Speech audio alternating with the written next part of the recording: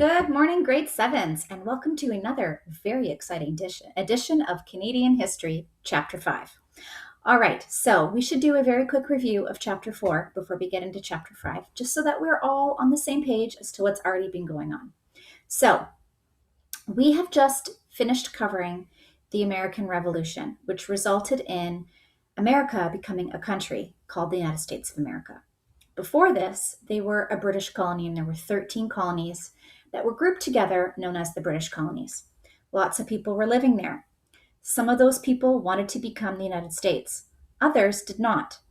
This created the American Revolutionary War, where those who wanted to become a country separate from Great Britain were fighting against the loyal people who wanted to remain part of Great Britain.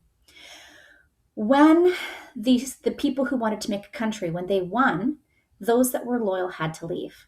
And they actually became known as the Loyalists. So where did these people go? Well, some of them went up into what is at this point called British North America, which really comprises of the territory of Quebec. Now, if you think about the map today and what Quebec looks like today, it's not at all the same as the Quebec at this time. At this time, this territory known as Quebec stretches all the way across and down into the Niagara Falls area. So a lot of these settlers, these people who were considering themselves loyalists, they moved north because they wanted to be part of Great Britain. So who were these people? Who are they made up of? Well, we've got a list here.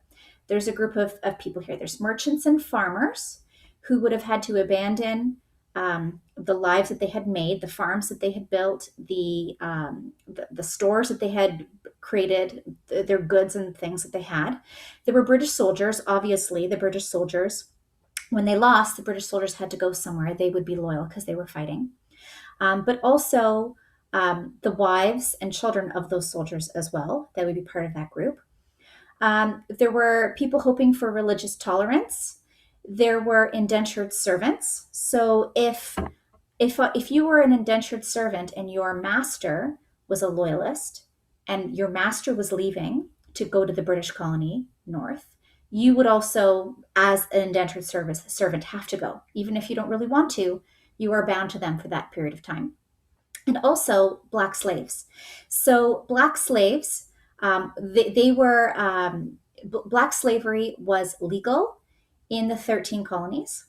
So any of those people who were loyal to the British Crown who owned slaves would have brought those slaves with them into British North America. But slavery was not a legal thing in British North America. So once those black slaves crossed that border into this British-owned territory, they automatically became free. And then there's also the escape black slaves. And there were black slaves who they had been told that if they were to fight on the side of the loyalists, then they would be given their freedom for having fought those battles. And so a lot of those black slaves had promises of freedom, and that's part of the big reason why they were fighting. Okay, so when these loyalists came, they settled in all different areas. So the next bit that we're going to talk about here are some of the places that these people settled. So let's take a look first at the loyalists in Nova Scotia and New Brunswick. So we have about 30,000 loyalists settling here. And there's also a large group of these black soldiers who have been promised free land for fighting and the promise of freedom, no slavery. So there's a bit of a story here. It's about Birchtown and Shelburne in Nova Scotia. So what you have to remember is that the white people who were loyalists, they were used to having a pretty good life in the 13 colonies.